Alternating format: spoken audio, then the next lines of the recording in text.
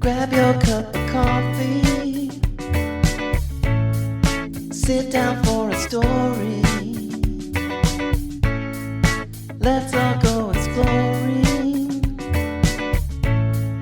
Making it after 40. Making it after 40. Making it after 40.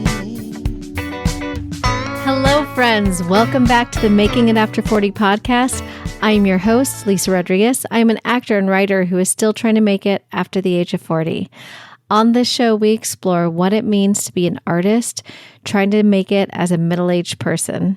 This week's guest is the actor and self-tape extraordinaire, Jeff Pride. Jeff has so much inspiration to share from his own personal journey, and he's been able to use the lessons he's learned along the way to now help other actors through his self-tape business, Self Tapes Here. Jeff brings so much energy to the table. He's funny and charismatic and has the best darn accent out there. So please don't miss this enlightening and inspiring episode with Jeff Pride. Okay. Hi, Jeff. Hi, Lisa. Hi. So today on the show, we have Jeff Pride. I found Jeff Pride online.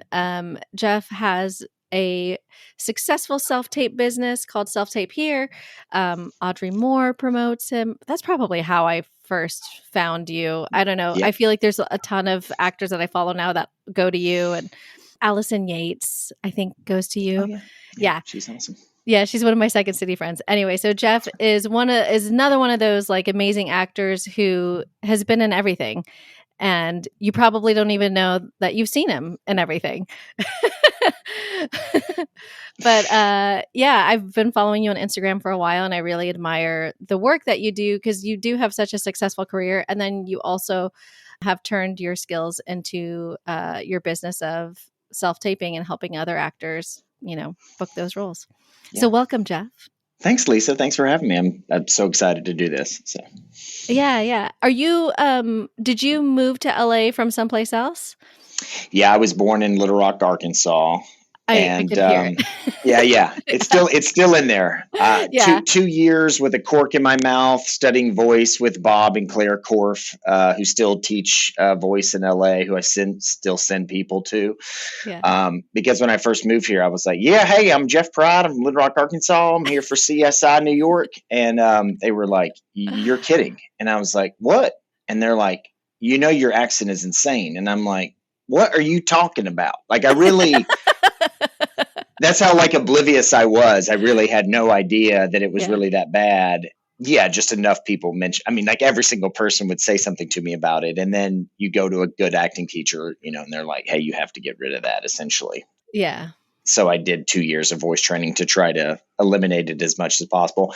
I feel like now I do have an awareness about it. So I can sort of now that you sort of said, oh, I can hear it. I go, oh, cool. I'm going to make sure I'm very crystal clear with all my words that are coming out to try to hide. No problem. To hide the accent. I will when I'm casually or just feeling good, I will just slip into my Southern accent just because it's 20 years of my life. And it's just so comfortable to speak that way. Yeah. Well, Yeah.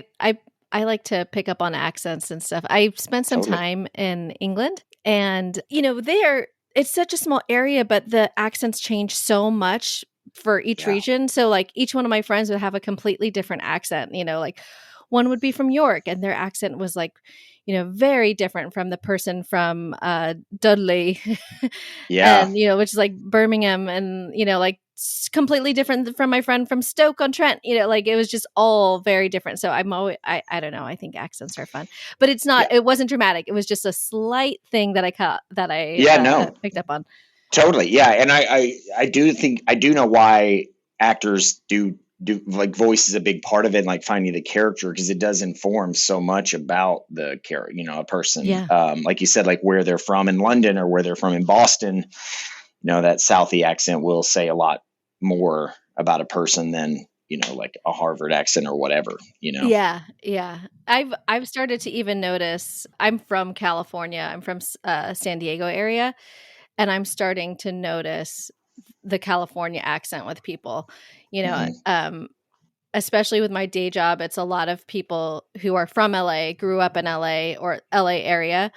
And so I'm starting to hear it more. And then, of course, my head goes to the sketch from SNL, the Californians. Oh, yeah, totally. What are you It's the talking greatest. about? Yeah. Oh, my God. What? Oh, my God. Yeah. Yeah. Get out of here. Get on the 10 and take Pico. Yeah. Get off of San Vicente. It's Yeah. the best. Vicente. I mean, it's the best. Yeah. San Vicente. Yeah. I've got one person in particular who just very much embodies the California LA accent, but not Valley Girl. It's like the Californians where it's the yeah. And I just started noticing, I was like, oh my gosh, I guess I've never paid attention that much. Like you said, like when you're from here, you don't really notice it, but I started to pick up on it. That's it. Yeah. Well, then let's get into your journey about your acting journey, a creative journey. So you're in Arkansas. Have you always wanted to be an actor? Have you always been creative? Well, that's a great question. Coming from Arkansas, I tell people that it's not even on the radar. At least when I grew up, it just sports was always the thing. And so my dad was an athlete. My dad was an athlete. My mom is very artistic. She does pottery and paintings. And so I think that's where I get it from. Mm-hmm. But in Arkansas, you're not really considered cool if you're a man and you don't play competitive sports. And so for me, it was always football, basketball, baseball, tennis, golf, sort of whatever I could do. And I was fairly good at those things. And so I just did those a lot. And then I went to the University of Arkansas to walk on and play football there. And finally, my journey sort of ended. Too small, too slow, all the things. Uh-huh.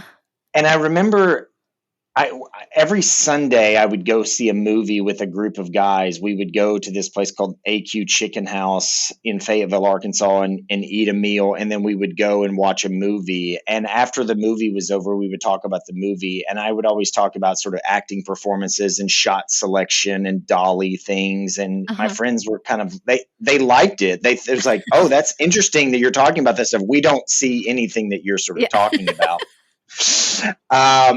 And so that sort of kind of piqued my interest a little bit. I broke up with a girl my sophomore year in college, and I was heartbroken. And I had the opportunity to go to Disney World in Orlando, Florida, and do the college program.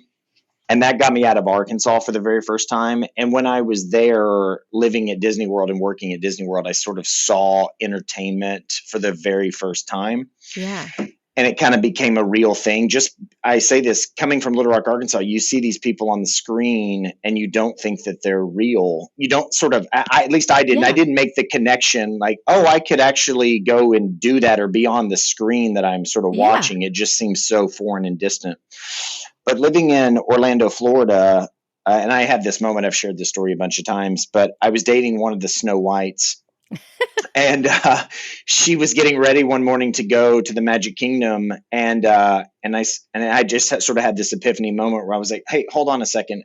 You get paid to go sing and dance at the Magic Kingdom?" And she was like, "Duh," And I was like, "Huh? I never thought about it." And then I was like, "Oh, I kind of want to do that. I don't want to necessarily be Snow White and sing and dance at the Magic Kingdom." But I just thought, I want to, that's fun. You can make money doing something that seems so fun, getting to play with kids and entertain kids and families and all that stuff. And I guess I went back to Arkansas and I sort of got into the theater program, just started taking acting 1, acting 2, directing, all that stuff. And then I just started doing some plays and directing plays there, and horribly. I mean, just not well. I see a lot of kids that come from pretty good prestigious acting schools. And also I got started late because I didn't get started until I was in my 20s at that point. Yeah. But I see kids now that come over for self-tapes that I coach and stuff that kind of get it in their 20s. And I'm just so confused by it. I'm so jealous because I was so bad for so long doing those plays at Arkansas, but that sort of did open I was like, oh, I really do like this, even though I'm not necessarily good at it. And I thought that this is truly the only thing that I knew coming from Arkansas was real actors went to New York. People that wanted to be movie stars went to LA. Uh-huh. And I just thought, oh, if I want to do this, I want to be actually good at it. I want to be a great actor. And so I was going to go to New York. Uh-huh. There was one producer that had retired to Arkansas that my parents happened to know. And so they set up sort of a meeting with him at a Bennigan's. That'll set the stage for you. We were at a Bennigan's and fancy meal in Little Rock. And he goes, look, you can either be broken cold in New York or broken on the beach in LA. And he said, every actor that pretty much goes to New York goes to LA eventually. So just go to LA. And what 20-year-old doesn't want to go to LA? So ultimately that's what happened. I know, it's so glamorous. I know. So so that's kind of how it happened. And I just moved out here with knowing nobody. Found an apartment in Studio City and then started to try to go at it. Yeah. So did you just start finding, because you said that you felt like you were bad at that point. You just start studying any acting school you could out here? Oh, yeah. And by the way, I didn't feel like I was bad. I was bad for a long time. So I have so much sympathy and empathy for actors. I really do, because it's like I knew that I wanted to be good at it, and I knew kind of what I watched was good. I couldn't execute it, and I kept thinking that I knew that I wanted to. And yes, I mean, I would say this, and I relate a lot of acting to sports because that's what I know and when I grew up, and I can almost doing a matching parallel for everything with acting with sports. And I'd say the one thing that sports did train me for is you have to work really, really, really hard, and you lose a lot of games, you lose a lot of moments or plays, and you have to get back up and you have to do it again. And you come in with this anger or sense of revenge in sports. And so that I did at least have that attitude with acting, which was, look, I'm horrible at this, but I want to be good. And so I just asked around. Basically, one of my first jobs I got really lucky was I was an intern at Ulrich Dawson Kritzer UDK Casting, which is it's one of the bigger casting offices in LA, because I lived in Studio City and they were in Studio City. So I just went over there and just said, hey, can I, work here for free? And they were sure. Yeah, sure. If you want to open up headshots in the back office for free, do it.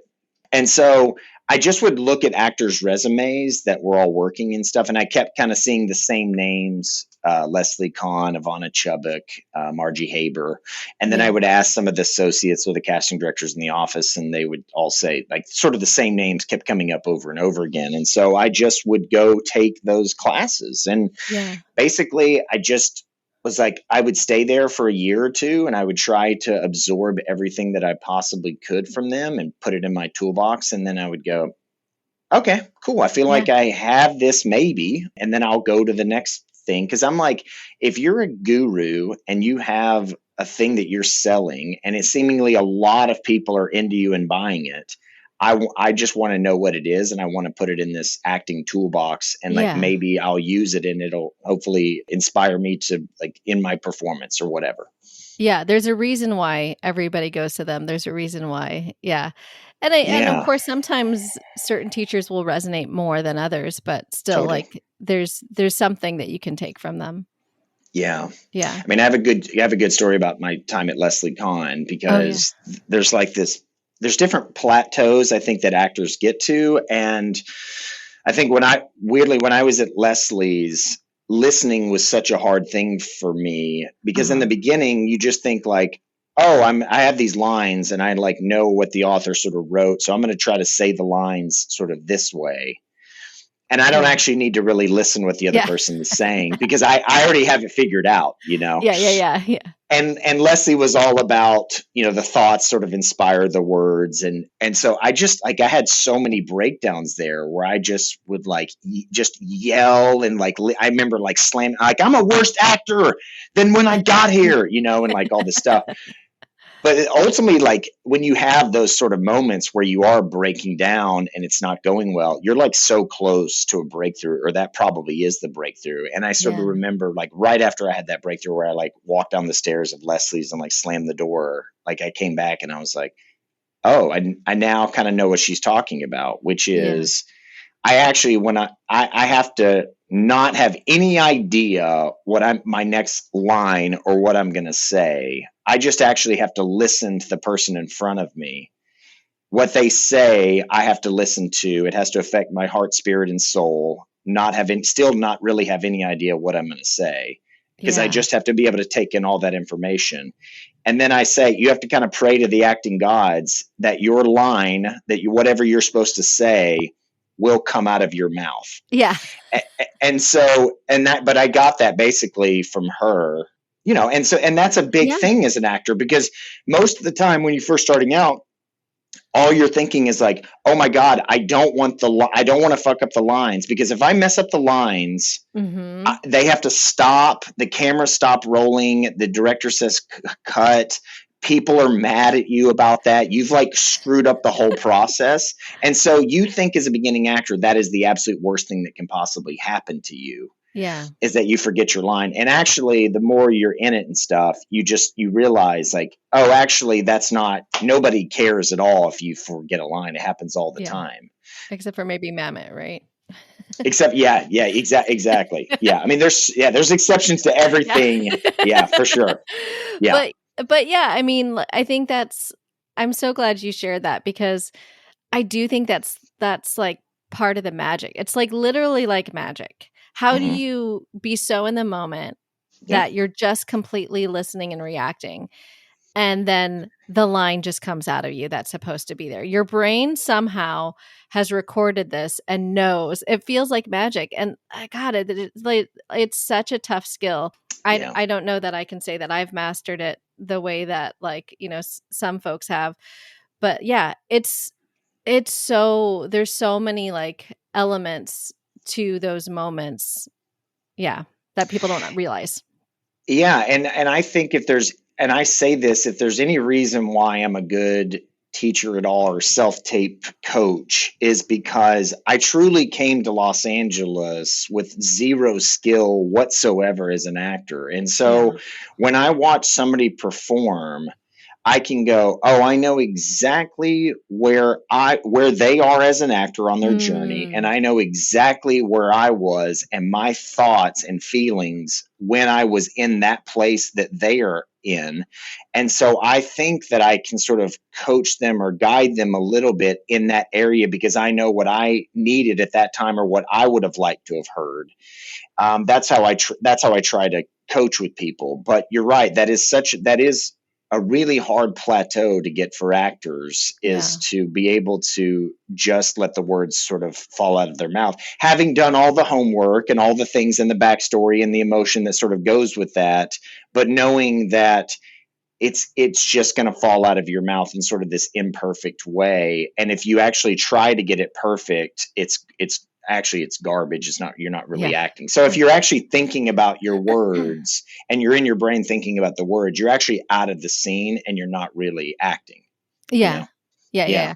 I know that was, you talked about coming here in your 20s and all that. I came here fresh out of college, and I was definitely the actor who was like in my head the whole time. Totally. Yeah. Yeah. And it wasn't until I started doing Meisner technique that I was like, oh, this is different. This is great. Yeah, I know. Yeah. Yeah. It's funny you say that. I mean, everybody does this, but I vividly remember being in auditions or scenes in classes and thinking, oh, this is going well. Like I would have that thought of like, oh yeah, you're doing great. Or, oh, I'm acting.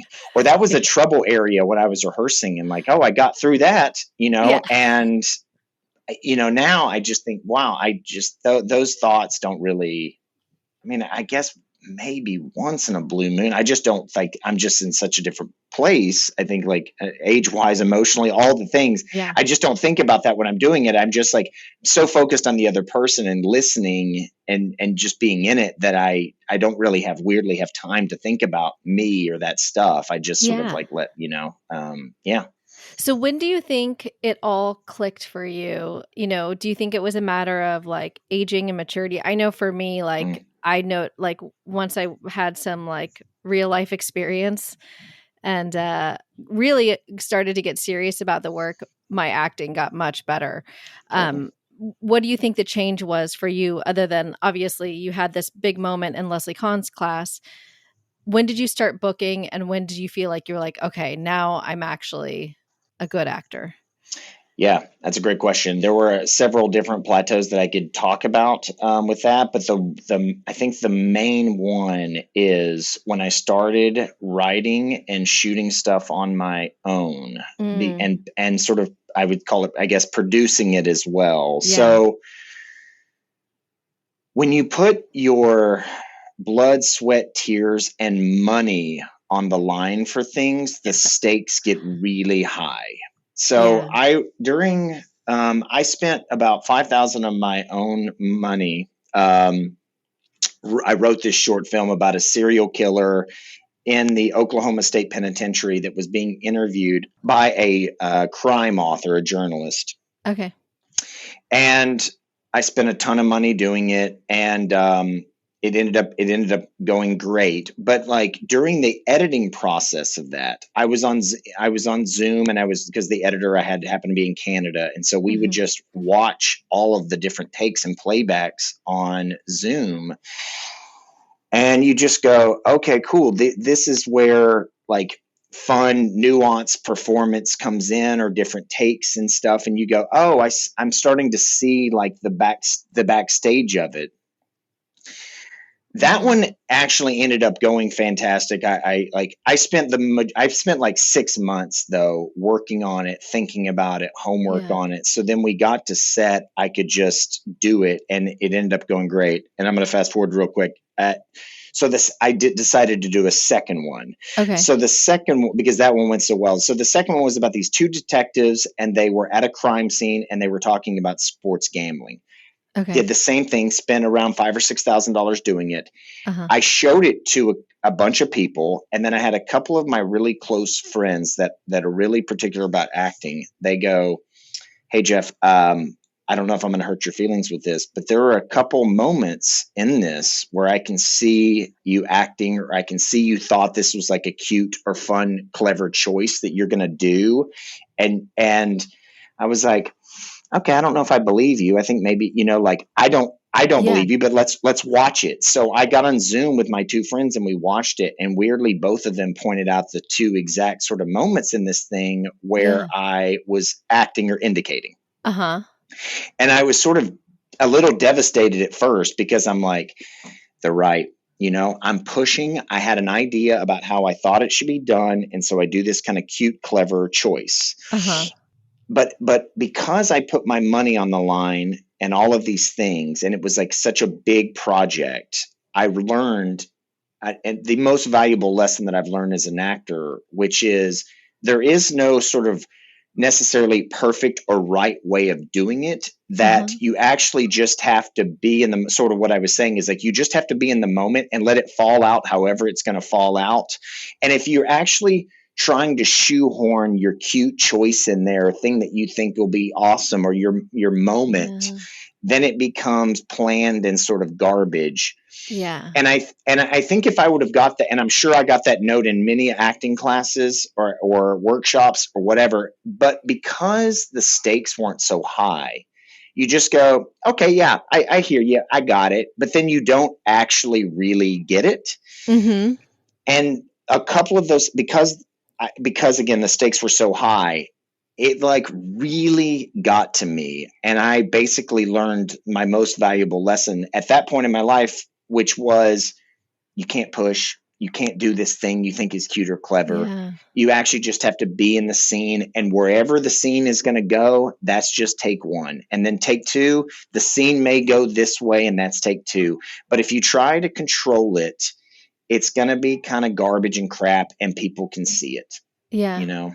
And that was a huge lesson for me, is that you just have to be up there having an experience, and you just have to let the camera happen to capture it. But if you try to do anything or wink at all, or like show that I'm doing this thing on camera, it just reads, it's so obvious, and it's just so garbage to the trained eye, or actually to anybody that's watching Yeah. it. You Yeah. go, oh, that person, like, they're really indicating, they're really acting, or whatever words you want to use to describe it. Yeah. Yeah. I Yeah. think even if you're not an actor, you can say, you just be like, oh, I didn't like, it wasn't very good. That's all they, Totally. yeah. I didn't like that, or it didn't Yeah, I seem didn't like that. They real. It can't tell didn't you seem why. They real just to didn't like me. it. Yeah. Yeah. Yeah. Oh, I mean, what a hard lesson to learn, especially when you put your own money on the line. But like, I think you said, like, the stakes were so high because you put your own money on the line. And then it probably also gives you the awareness of when you are on somebody else's set, what it means for them to be putting their money on the line. So you put a little bit more care when you're on somebody else's set. Totally. And I'll say a couple things about that. The good thing about that was, rarely does it, and it's not that big of a deal. Like, those two moments, I can now go back and watch them and be like, nobody actually can really tell that much, Yeah. And it didn't ruin the thing at all. The good thing is, I basically did that piece because I needed something for my reel, and I was able to, and those two moments didn't actually affect the reel at all. So thank God, because I spent a lot of money and my time and effort and all the things on that. But so it was like that. It was a great thing where I got to use a piece of it and learned about a valuable lesson from it as well. Yeah. And you're right about going to sets also is, I mean, that's what's great about doing your own thing, is you learn so much information. And now, when I first got to LA, people would always say, since I've been here, people have been saying, oh, shoot your own thing, write your own thing, do your own thing. But studio cameras were just not available at all. I mean, you had, like, the amount of money you had to pay to even get a quality camera was outrageous. Now we have basically a 1980s studio quality camera on our cell phone. Like, in 1986, if they would have had the quality, this HD camera, people's minds would have been blown. And you're like, yeah, this is just a piece of junk that's in my pocket ultimately. All the time. I drop it 10 times a day. I throw it around, Mr. DP from 1986 with an Academy Award. That's how much I don't care about this camera. And so, like, the ability to film yourself and do all the things now, it's like, if you want to do it quality, it still takes some money. Set design and editing and all of it. It does take money. It's not free by any stretch of the imagination. But at least the ability to go out and, like, watch yourself and improve yourself and see it, all of that stuff is so readily available now that wasn't. And I feel like that's probably why it took me maybe longer to have any sort of success, because watching yourself in like, Margie Haber was the only one at the time that had, like, a self-tape, like a studio where you could watch playback. And so when you see yourself, then you can see all the fakeness of the acting and all the moving and all that stuff. And I think that's a really good point. I've like have a couple of shorts that I've put up on Instagram I started doing during COVID, and it really did kind of, like, even that small experience of putting together, like, 1-minute shorts changed the way that I would approach my self-tapes or approach any of that stuff. You really start to see how much time it is, and the appreciation for the editing as well. So then when you're, like, doing a scene or doing a take, you start taking into account the editing process and making sure that you're giving yourself the space or whatever to, when you put it all together. But because the editing can really make or break something too. It's everything. Like, Matt Damon said this thing about, like, when you're creating work, whether you're writing or acting or whatever, you have to have the space for bad ideas and incorrect takes on it, because the editing process can totally change it. You might have the exact idea about what you think this is going to look like and sound like and all the things, but then you get in the editing room, it really can change a ton. So I think that's why you do want to try different things and like have the openness to fail, because without that openness to fail, it sort of becomes like this stale kind of garbage, Yeah. you know? And if you were to look at any actors like takes on set, you know, a lot of times it's just like epic failures about things. I mean, they even said on There Will Be Blood that Daniel Day-Lewis, like for the first like 2 or 3 days, like they didn't like Paul Thomas Anderson didn't necessarily love what he was doing, or like, and I'm like, wow, the greatest actor, arguably the greatest actor of our generation, like was like, I don't know, not doing like obviously an incredible performance, but not necessarily what Paul Thomas Anderson thought or wanted. And so I would love to see that tape, you know, of those days on set, you know, but that's true with every single person on set, is like, you have to have that ability to fail, and you're just trying to hit home runs essentially. So there's so many strikeouts, there's so many ground outs and pop outs, if we're using a baseball analogy, and you're just trying to hit that home run with the one, all they need is the one take, you know?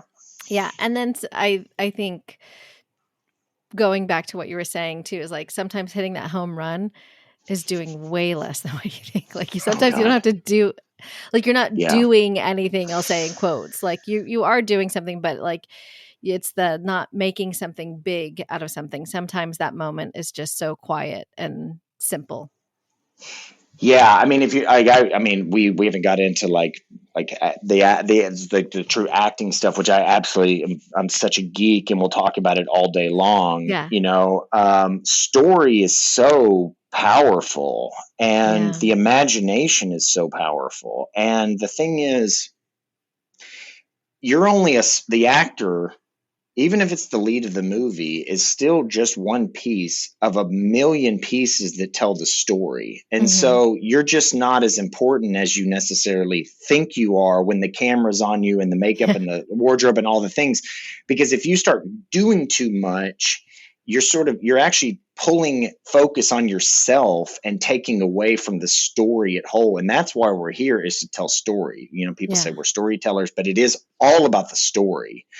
And so even as the actor, you're just a part of this. So I just have to do my job and to serve the story. And so you're right. What you're sort of hinting is that like it is smaller than people think.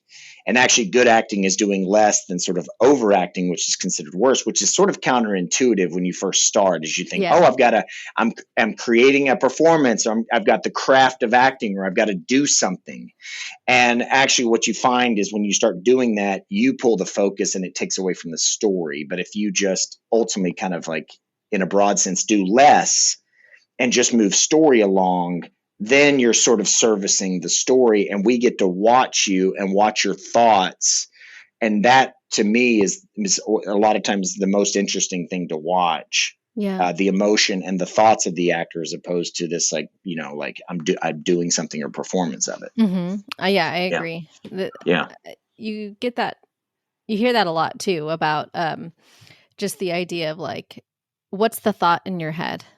Because it'll read when you're in a scene, whether you're talking to someone or doing nothing, like, you know, chopping some vegetables or whatever, doing like a classic acting class, you know, moment. But like the thought in your head is going to read. That's, you know, and how you chop the in this amazing example, how you chop the vegetables. You know, how fast do you respond to that person? If you don't respond to that person, if you just sit in the silence of it, all of that stuff tells more of a story than necessarily the words coming out of your mouth. You know, like obviously there's tone to the words, there's accent, sort of what we're talking to, intention and all that stuff. That of course tells the story as well. But also like just somebody chopping vegetables and either maybe even not making eye contact with the person when they say something and just sitting in the silence of it, that tells an incredible story for me, as opposed to, and a lot of times actors think like, oh, I have to get to the words because it's on the page and I can't sit in the silence of it. Right. And the silence of it to me is some of the most, it's like some of the most beautiful stuff, This is a little side note, but have you been watching the most recent season of Fargo? I'm not caught Okay. up, so don't Okay. spoil, but yes, Yeah, it's, I won't spoil anything, but yeah, there's a scene where Juno Temple is like whisking some batter, yeah, and just the way that she was whisking it, I was like, oh my God, this is so funny, because in improv, that's always like the go-to move. I'm yeah, whisking yeah. I'm I'm whisking. mixing something. It was like, oh my God, she actually got to whisk some batter. Yeah, And all she your nailed improv it. dreams She came nailed true. that batter. She nailed it. She nailed it.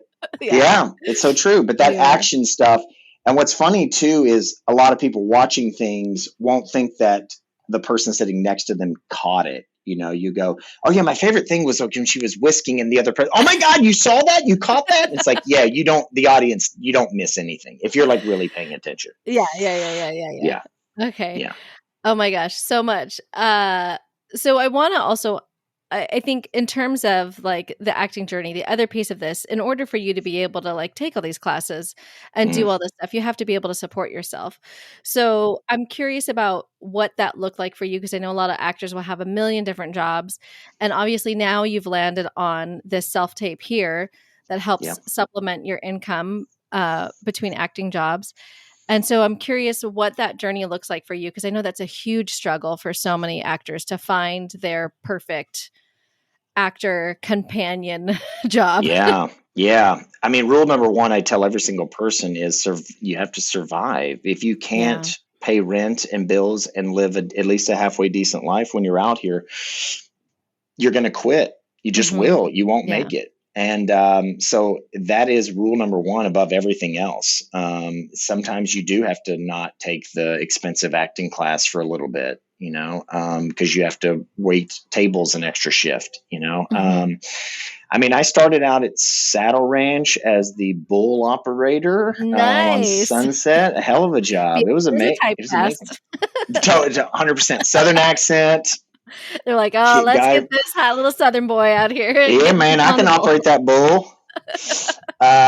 Yeah, so I did that. And then like that job though, I met a couple of friends that still are my longest friends in Los Angeles. And one of them started working at 200 South, or the casting studios, which was commercial casting office. And of course I thought, man, that's an amazing job. How do I get a job there?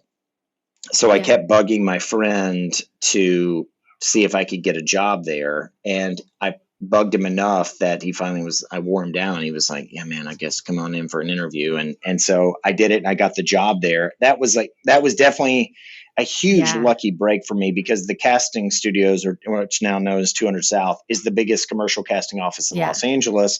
And I just knew that being around that and getting to watch commercials and see commercials would be obviously a good thing for me. Yeah. I told you, I'm such a geek about this. Like back in the day, session directors would record on a DVD, and then they would put the DVD at the end of the day in a DVD tower, and they would make 5 or 6 copies of it. And then we would mail them out to the director, producers, agency, all of that stuff. A lot of times, if it was a session that I was interested in, I would tell the camera operator to make an extra copy, and I would take it home and I would watch all of the auditions. And I did that all the time. And God, that's what a great access. Yeah, it really was. It was invaluable, because the same actors were pretty much, there were like 200 or 300 actors in LA that were booking all the commercials at the time. And basically I figured out that almost all of them they all came from improv. So they were either Second City, IO, UCB. And I was like, I got to do that because I want to book commercials because the money's crazy. And so I just started taking improv. And that is another thing that I try to tell actors that ask about, like, what teachers to take in LA. And of course I can give them all the big names. But for me, improv was everything, because it went from this needing to control my work and think that I was basically giving this stale performance and what I thought was good, to improv, which there is no like learning it. You're just on your feet doing terrible scenes for such a long time. but you have to listen. And that was what I didn't have in my life. And improv changed Yeah. that for me. It changed my personal life, walking around the world. Uh-huh. It sort of opened up this comedy brain for me, which Uh-huh. I still have, I think, which is when I'm having a conversation with somebody, ideas are firing in my brain most of the time. I don't like chase any of them. Yeah. Occasionally something funny will come out and I go, this is it. So I dropped that. But I needed that in my acting life also. And then I started booking tons and tons and tons of commercials. And I was also directing sessions as well, because I went from taking out the trash and answering phones at 200 South to directing commercial sessions. I did that for a really long time, 15 years. I was directing commercial sessions, and I booked around 100 or over 100 national commercials doing that job also. Yeah, because it was sort of the only thing that was happening for me at the time was commercials. Couldn't get arrested theatrically. Commercials, I was just booking so many of them, and I was around them. I was meeting big directors, film directors, TV directors, producers, and they liked me as a session director. They liked me as an actor, and they would throw me in the mix. I would book a bunch of jobs, and that's kind of how. So I actually quit doing any sort of side job, waiting tables or any of that, to just directing sessions and just booking commercials. And I did that for 10 to 15 years. And that became my side job. Yeah. That's awesome. I think I mean, I've definitely heard, like Jenna Fisher talks about it in her book, how invaluable it is to intern at a casting office, to just see everybody's auditions and like understand the process, like not just for seeing what makes a good audition, but also for understanding that most times when you don't get the role, it has nothing to do with your performance. Yeah. Yeah. I'm always weary of saying this, but just because I've got 20,000 plus hours inside of commercial casting rooms and working with directors and casting directors and actors, and I've done over 100 nationals, that I can kind of consider myself a master in that field. I'm like scared to say that, but like I've done it. I've done it for a very long time. Let's just say I know what's going on in terms of commercials. Yeah. I still audition for commercials and do not get callbacks. Yeah. So do I think of myself as a bad actor because I don't get a commercial callback? Of course not. No. I just know, like, either my role went away, the spot went away, the specs changed, all of the things, and that's just the world of the commercial. And Jenna's right. Like, they are really trying to really fit, and because there's so many actors and so many great actors, they can really be specific, like, oh, it's a woman in her 50s, she lives in Beverly Hills, she's a brunette, blue eyes, but she's not old money, she's new money. So they made money on crypto, and they can literally have options of like, well, this is sort of older money and this is newer money, and you will literally see those actors and go, yeah, that's right. That woman feels like old money. This woman feels like new money. They want new money. And so that actor will get the job because she felt like new money. The actor that felt like old money won't. And performance could be the exact same. Older money actor that read that way could have actually maybe gave a better performance. Yeah. But story is going to override that, or thought of the producer, or what the director vision wanted. And so they go with that actor as opposed to the other. And so there's a world when you're beginning where you go, I didn't get a callback for that commercial, or I didn't get a callback for that show. Like, I must be bad. Yeah. And it may have nothing to do with that. But that's also the mind trick of being an actor, is like, but maybe it did. Like, so, because like maybe you aren't good. But like, that's why actors will drive themselves crazy, because they actually don't know. Yeah. Yeah. No, it really messes with your head sometimes, especially if it's been a long time since you've like had a callback or gotten called in or whatever. Yeah. Totally. By the way, I'm also susceptible to that. If I do like 6 or 7 commercial auditions and I don't get a callback, I too will be like, wow, Jeff, what's wrong? I need to get back in class. Yeah. I need to do a commercial class. So then all that experience, I imagine, lent to you starting Self-Tape Here. And then did you start it after COVID, or was it? Yeah, so it's an interesting story. I think it's fun. It's like fun because it sort of happened organically. So because I said I had 15 years as a commercial session director, I sort of knew about how to set up 3-point lighting and cameras and Mhm. microphones, and anything that I didn't know about it, I would look up YouTube videos and just go down this deep dive during YouTube because I had infinite amounts of time during Yeah. COVID. And I was also running some sessions still during then, and we were doing some over Zoom, and we were asking actors for self-tapes, and there were a few actors, like we would send out, let's say, 60 self-tape requests. Yeah. We would get them all back from actors, and I was organizing them. 3 out of 60 in the very beginning were sending in self-tapes that had paper backdrop, 3-point lighting, and perfect microphone. Okay. And so when you were watching the tapes, you would see actors doing them in their bathroom or in their living room or with cats running around or whatever. Yeah. And because the casting eye had never seen that before, we were so focused on where people were taping and all of the stuff, like, oh, wow, that's a big house. That's a big room. I didn't realize she had that much money. Or, Yeah. oh, wow, she has kids. I didn't even know Angela had kids. Like, oh, I could, Yeah. and you sort of stop focus on the acting. Now, eventually you go, oh, yeah, I'm supposed to watch the acting. And so you watch the acting. But with those 3 tapes of the actors with all the things, it was just like all the tapes you'd ever seen before. And so you were really focused just on the acting of that. And so for my own self-tapes, I thought, I got to do that. Like, I just want them Yeah. focusing on me as the actor and not worrying about the other things. So I set up a room in my house, 3-point lighting, DSLR camera, Canon camera, nice microphone, all the things. And because I also had this skill as a session director, I know about entrance and exits. I know about popping up into frame. I know like what being close to the camera how that tells a story. I know what being far away from camera, how that tells a story. Yeah. And so I think I had this incredible 15-year advantage on every actor. And it was like this thing got dropped into my lap. Yeah. And I was like, oh, so I started booking right away. Commercials, theatrical, all the things. Was kind of posting about it on social media, on my social media a little bit. Uh-huh. My acting friends that were in LA that knew I was a session director and saw sort of my success started asking me if they could come over and help with self tapes, and I was like, yeah, sure. Yeah. So we started sending those tapes off to agents and managers. Agents and managers got those tapes and would say, who did that tape, by the way? And then my friends would say, and they said, I would get calls from agents and managers. They were like, can I send you clients?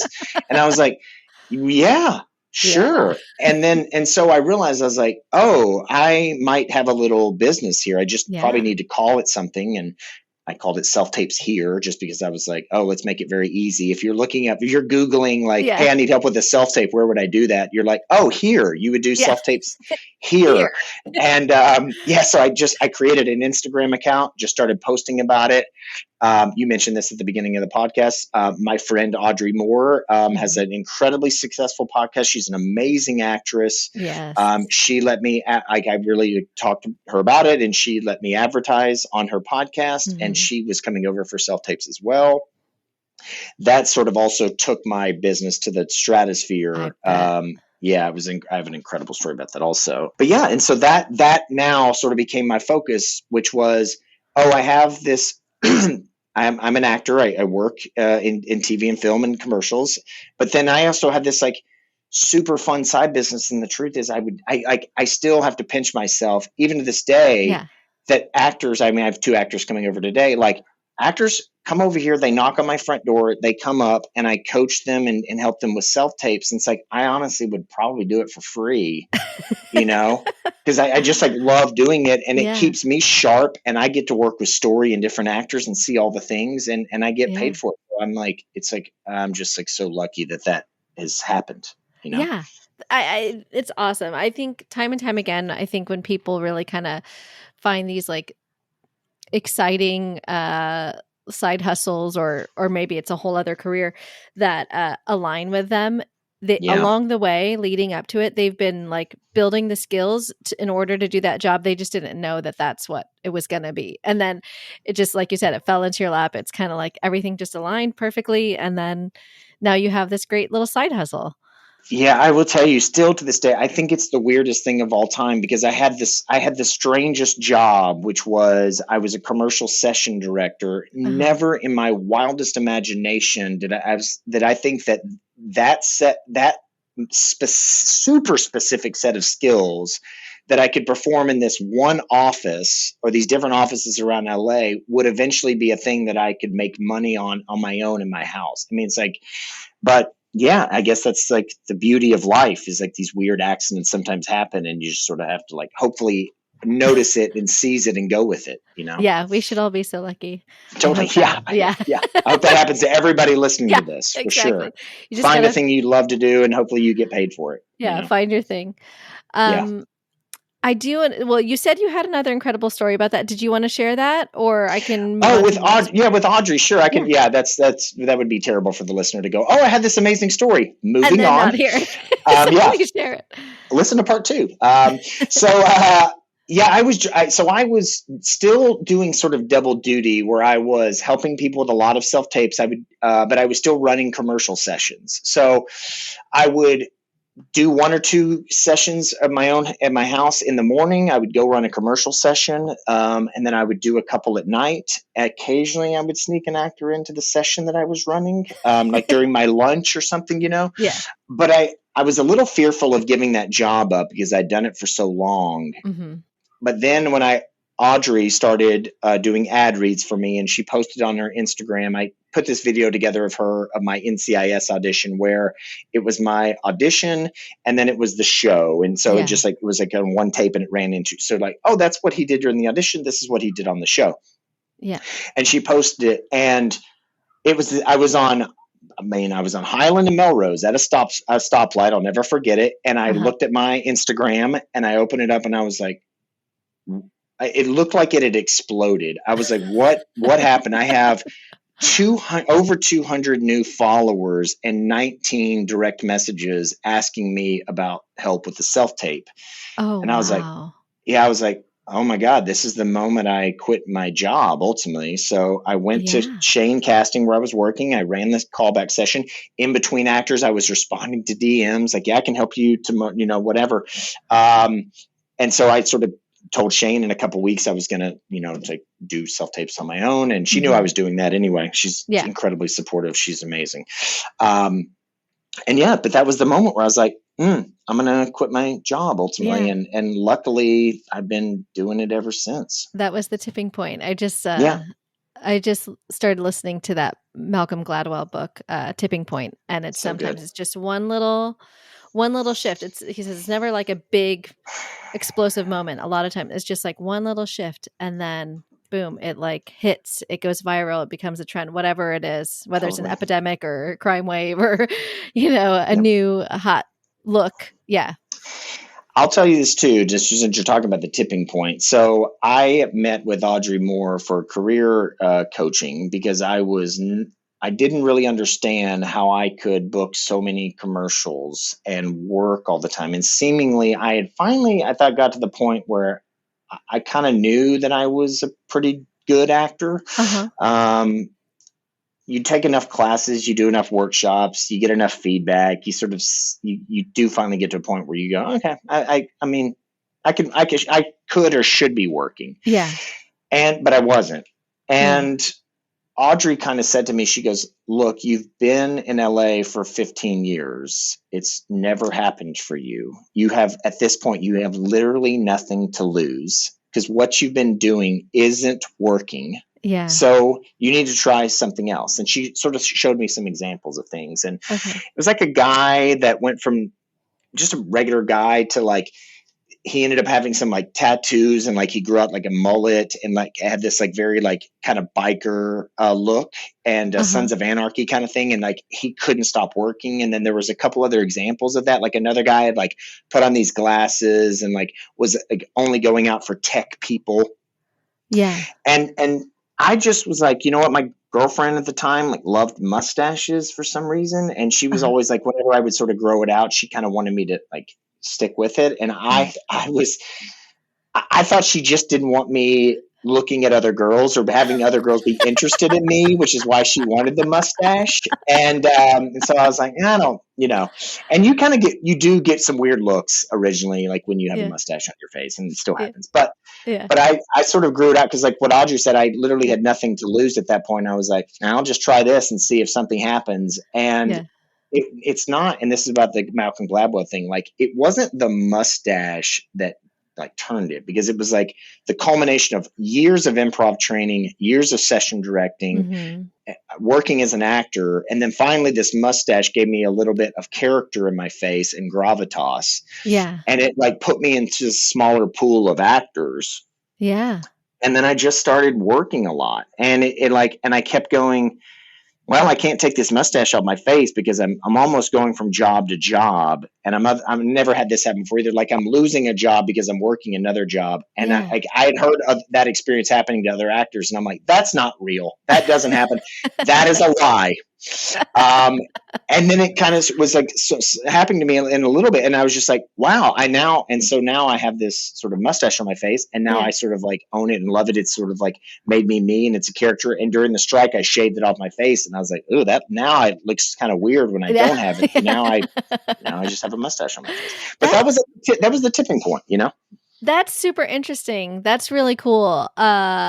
At what point was that? Was that before mustaches kind of came back? Because I definitely think that mustaches have come back in the last few years, and especially, with Ted Lasso. Like, you definitely have the Ted Lasso, Jason Sudeikis look. I mean, even I saw your commercial where you're playing a coach. I was like, oh, okay. Yeah. They were like, that's the guy. That's the Ted Lasso.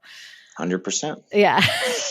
I've taken 9 photographs as Ted Lasso, Jason Sudeikis, and I throw up air quotes because I tell everybody I'm not him, and people don't either believe me or they have celebrity brain, which I've now discovered is a real thing. Oh. I'll tell you a really funny story. So the first time this ever happened, I was at Republique over on La Brea, which is, I'm aware, is like a super fancy schmancy restaurant. Okay. It is where if you were going to cite a celebrity, it might be at that place. Yeah. I was just getting a birthday coffee for my friend, so I wanted to get a fancy coffee. So I'm standing outside waiting on this coffee, and this Asian mom and her 2 kids, and nobody's there. It's like 9:30, nobody's outside. So they're like kind of walking up, and I saw them. I was like, oh, what a pretty lady and her 2 kids, And then she sort of like circled over, and I was like, oh, they're coming over here. And she then she kind of pulls out her phone, and she goes, I'm like, we love the show so much. Will you take a photo with me or my kids? And I was so confused. And I was like, oh, I'm not him.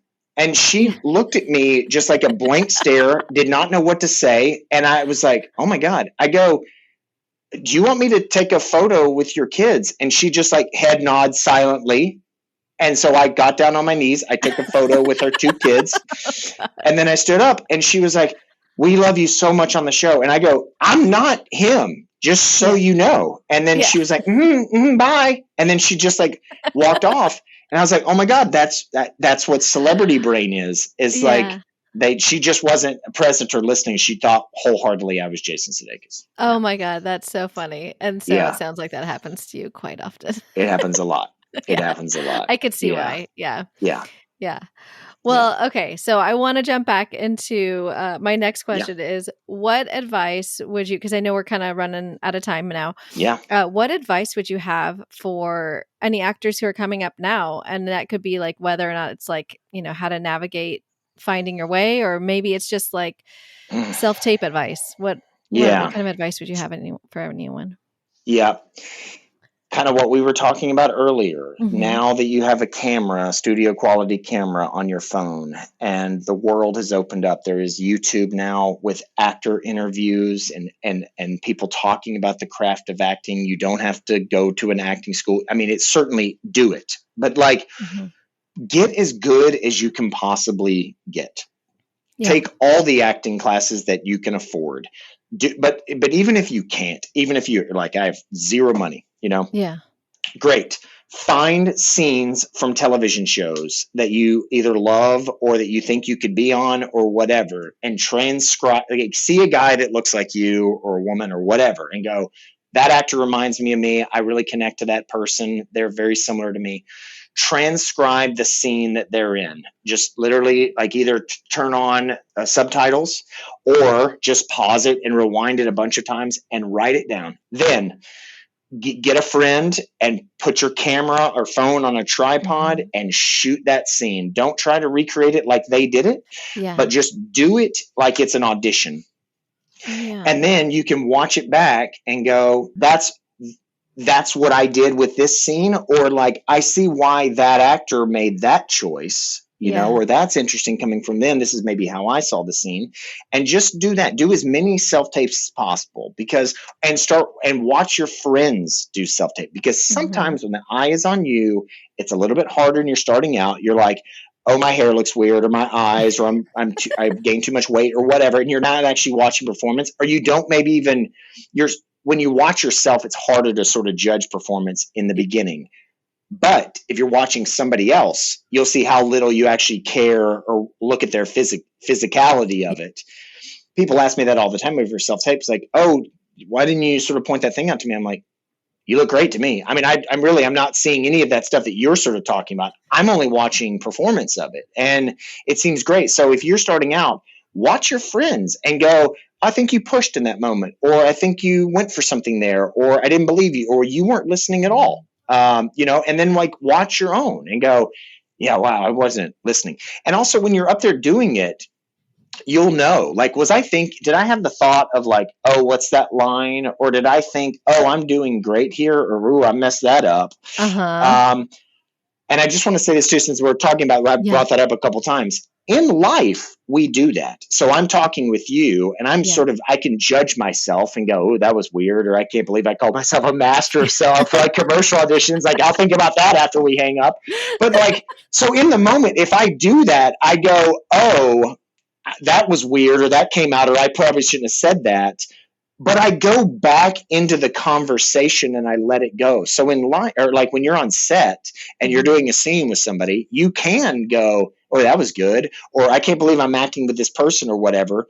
But if you just go, okay, Jeff, back it, focus, back into the scene, listen, you're back in. That's what happens in life. But what untrained actors or people that are green or beginning is they beat themselves up. They go, oh, I had an actor thought. Now I had another actor thought. Now I'm out of the scene. Now it's like totally ruined. But truthfully, if you just had that actor thought and just go, oh yeah, I had that actor thought. Now I'm back in the scene. I'm back listening to the other person. It's totally fine. It's like meditation.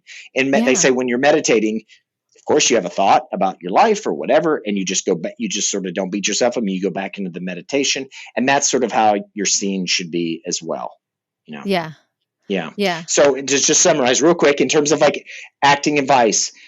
Get as good as possible, do as many scenes as you can, read as many plays as you can, understand story structure, understand why this character, and I use this example a lot, which is like, so if there's a waiter in the scene, the producer doesn't want to pay a waiter, the director doesn't probably want to direct this waiter, like, so you had to get approval. The writer, all these people had to approve this waiter in the scene. Why is the waiter in the scene? The waiter in the scene, more than likely, is to provide context. Yeah. Is it a very fancy schmancy restaurant?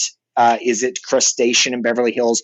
Are the waiters like giving you a wine list? Are they walking a certain way? Do they have a tie on? So that will give context to the audience. But if you understand why that waiter's in the scene, you can perform that waiter. And it's not about doing something unique or making an interesting choice or being seen as the waiter.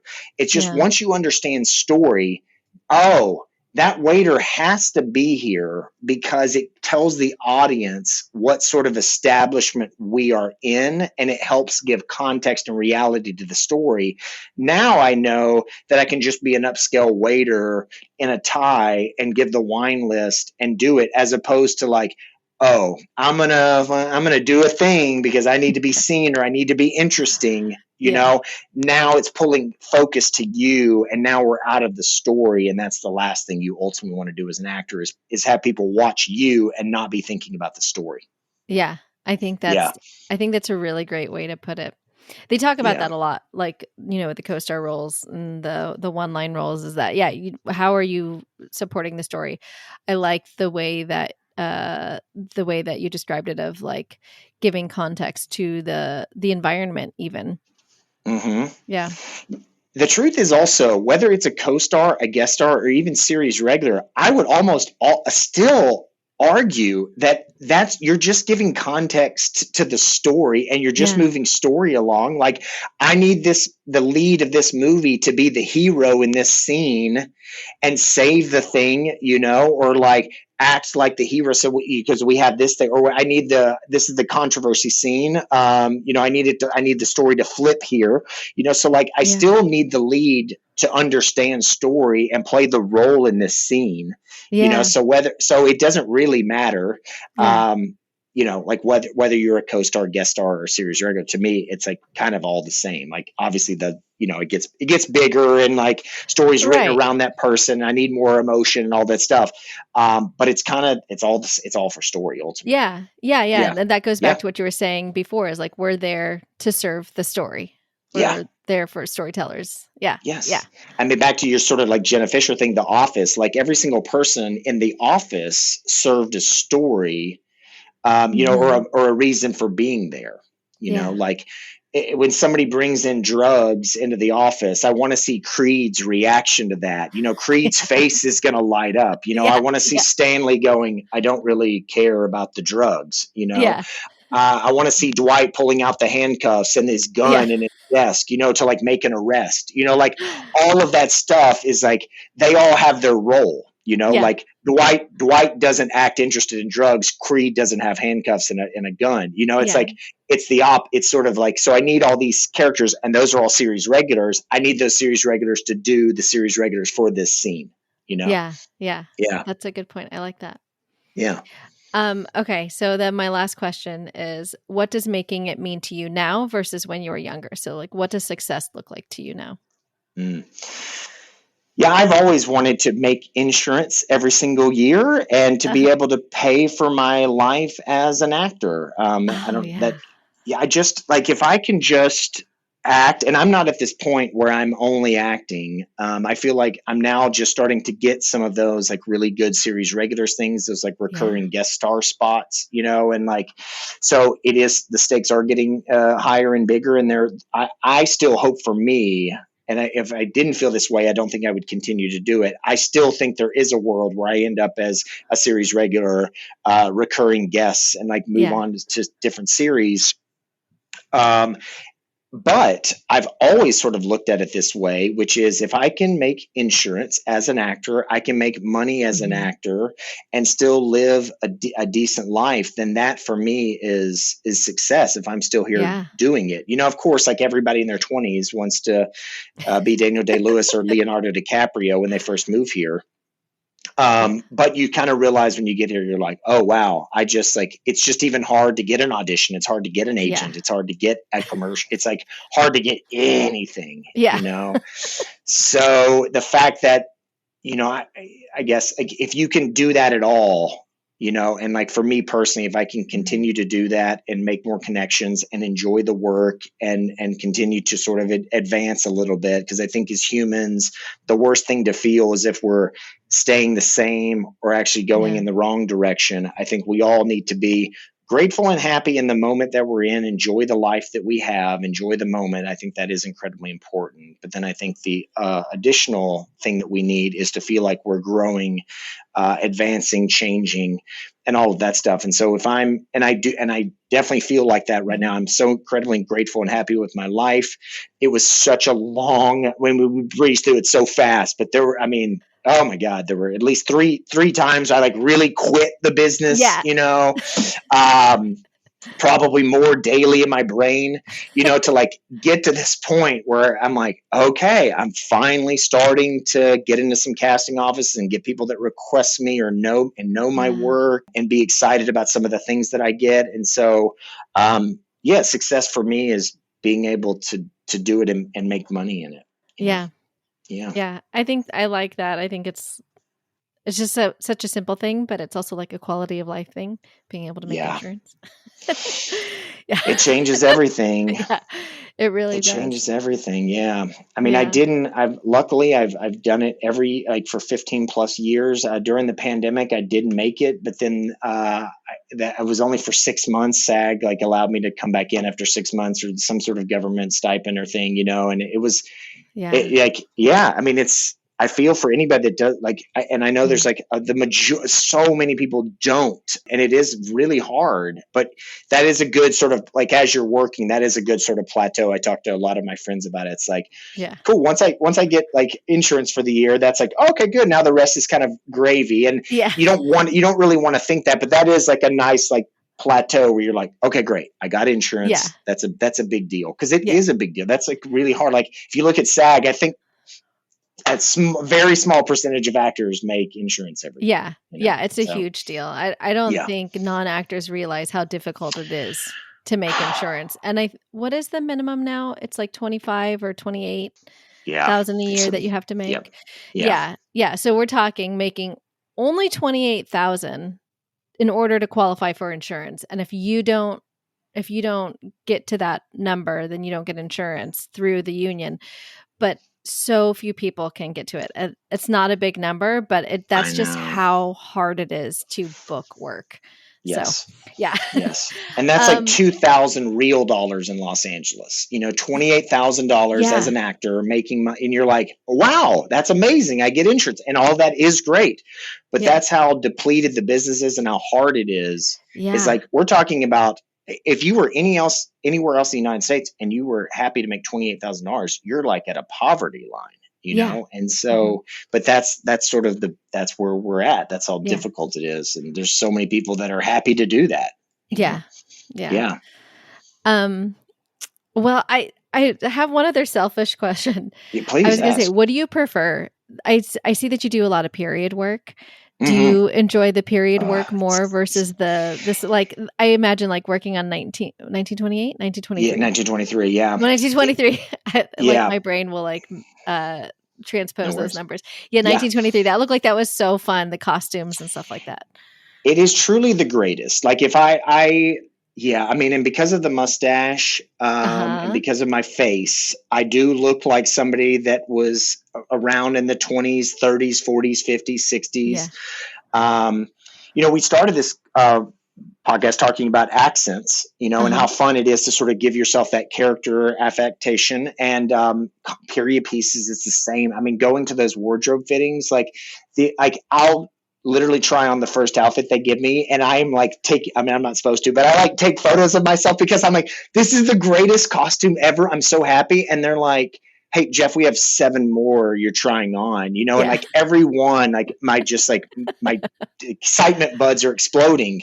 Yeah. It's so fun to just wear that costume and be in that period and think about the time frame and stuff. Like you brought up 1923, like my buddy and I were talking about prepping before we did that big courtroom scene, and we were just having fun talking about like states and who's the president, and the stock market seems to be doing well right now. Like it hasn't crashed yet. There hasn't been the Great Depression. Like I think this is going to go on forever.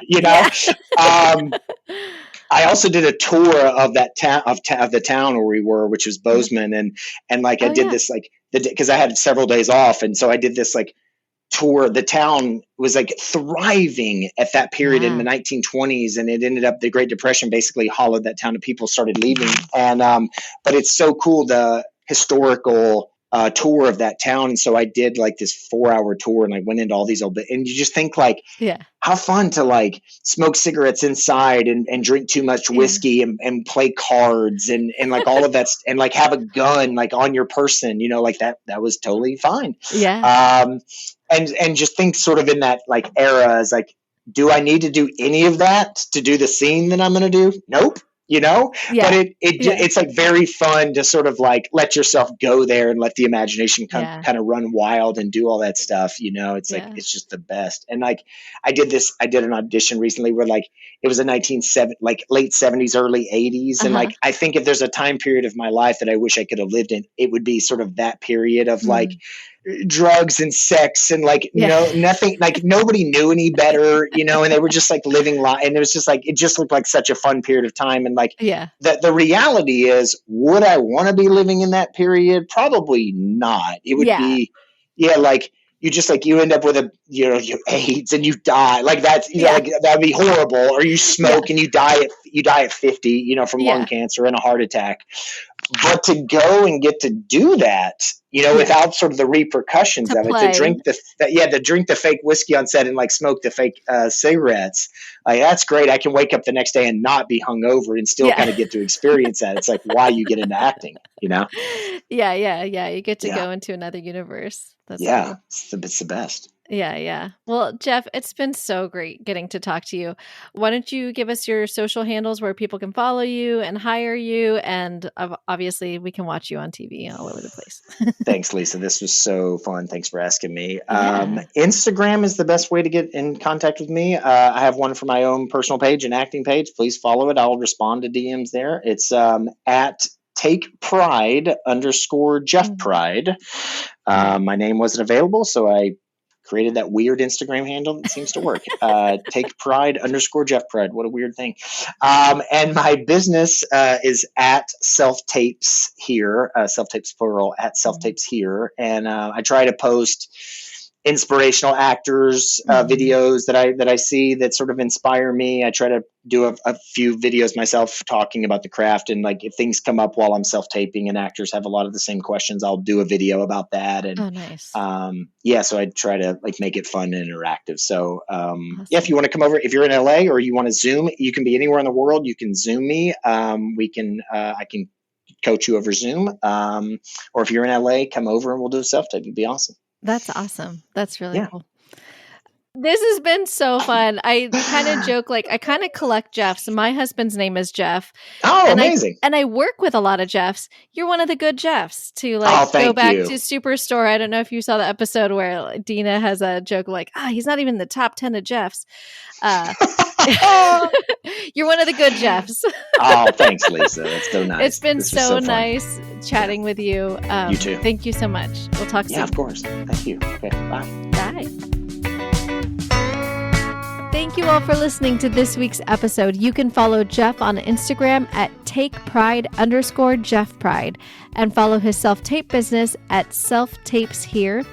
If you're enjoying the show, please don't forget to give us a 5-star rating and a sweet little review. Subscribe to the show wherever you listen, and please share the show with your friends. We love word of mouth. Be sure to follow us on Instagram at Making It After 40, the number 40.